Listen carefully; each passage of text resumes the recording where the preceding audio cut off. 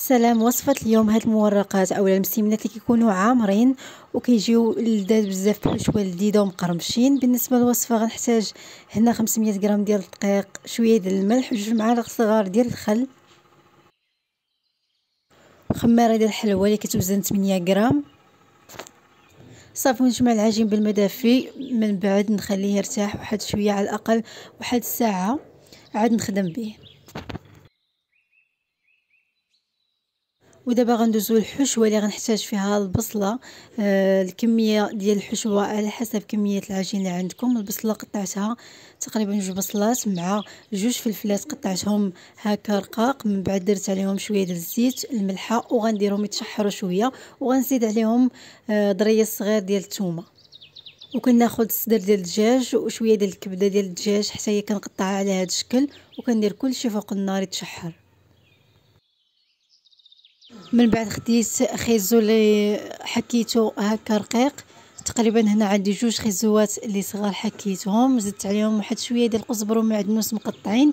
ودابا غنضيف التوابل، الخرقوم، وغنضيف شويه ديال الفلفل الاحمر اولا البابريكا، البزار او الفلفل الاسود، الزنجبيل ولا سكينجبير. صافي وكنخلط كلشي ونخلي كلشي يطيب. كنزيد عليهم واحد راس معلقه ديال الكمون، وكنزيد ثاني قزبر ومعدنوس مقطعين، والشعريه الصينيه اللي طيبتها شويه مع الملح. صافي وكنخلط كلشي. هنا راه حيت المقله من فوق العافيه. كيف كتشوفوا الحشوه كتجي معلكه وكتجي لذيذه، جربوها على حسابي. هنا العجين من بعد ما ارتاح ليا واحد شويه غادي نقطعوه على هذا الشكل. غنقطعوه غنشكلو على شكل كويرات صغيره اولا متوسطه، وكنستعمل طبيعه الحال بالزبده اللي ذوبتها مع شويه ديال الزيت. من بعد ما شكلت العجين الكويرات صغيره، دابا خليته يرتاح على الاقل واحد نص ساعه. من بعد عاد بديت كنقرص فيه. هو كل ما ارتاح كل ما حسن العجين، كتسهل الخدمه ديالو. انا ما خليتوش يرتاح بزاف. صافي انا هنا ورقته مزيان بالزبده والزيت، وغنشكلو على شكل مربعات كيف ما هو واضح في الفيديو. صافي غنستمر على نفس الكيفيه حتى نكمل العجين ديالي كامل. من بعد ما كملته هنا غادي نسرح داك المربعات اللي شكلت على هذه الطريقه. من بعد غناخذ واحد القطعه اللي غنقطعهم على 4، وغندير الحشوه ديالي للوسط، وغادي نجمعهم هكا الاطراف مع بعضياتهم على هذا الشكل. وكنسد بالزيتون كحل، تقدروا تستعملوا الزيتون خضر، المهم على حسب الرغبه ديالكم. كنستمر على نفس الكيفيه وغندير معاكم شكل اخر حتى هو غتشوفوه معايا في لا فيديو.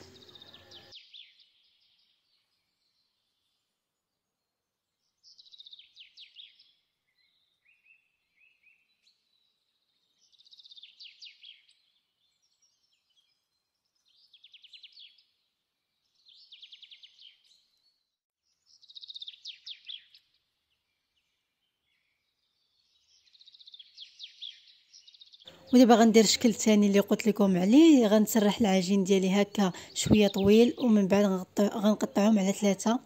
غندير الحشوه ديالي الوسط وغنجمعهم بهذه الطريقه. بالنسبه للطريقه كنظن بانها واضحه في الفيديو كيشرح كل شيء.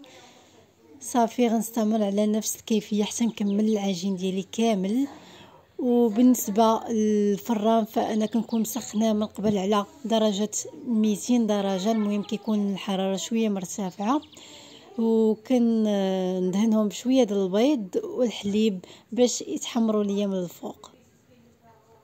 وما تنساوش تدخلوا عندي الانستغرام اللي غنخلي لكم الرابط ديالو اسفل الفيديو. تما كنحط بزاف ديال الوصفات اولا لي فيديو كيكونوا قصار في حدود 60 ثانيه.